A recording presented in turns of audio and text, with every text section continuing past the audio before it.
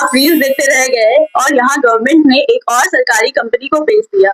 यह कंपनी कोई लॉस में नहीं चल रही थी। यह थी आईएमपीसीएल यानी Indian medicine pharmaceutical corporation limited. यह कंपनी थी 151 करोड़ की और इसे सिर्फ 121 करोड़ में ही बेच दिया। उल्टा यह इंडिया की इकलौती ऐसी कंपनी थी जो आयुर्वेदिक यूनानी मेडिसिन बनाती थी।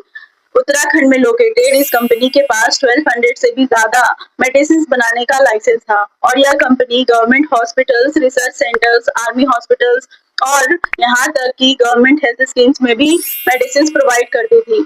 और सबसे ज्यादा हैरानी वाली बात यह है कि 1983 के बाद यह कभी लॉस में नहीं गई। यह कंपनी खुद ही प्रॉफिट कमा रही थी, सरकार को भी प्रॉफिट दे रही थी और इतना प्रॉफिट कि इसे मिनी रत्ना का भी अवार्ड दिया गया था।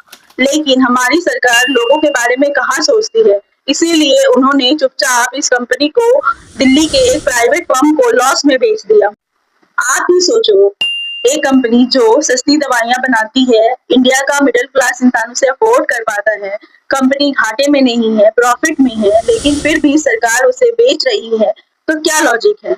अब तो हद ही हो गई है। अब तो आपकी आंखें खुल जानी चाहिए कि हमारे नेता मंत्री सिर्फ और सिर्फ अपने प्रॉफिट के बारे में सोचते हैं और इस दौरान हमारा और आपका नुकसान हो तो हो।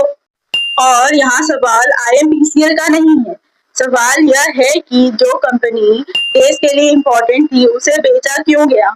और अगर आज आईएमपीसीएल जैसी कंपनी बिक गई तो कल किसकी बारी है?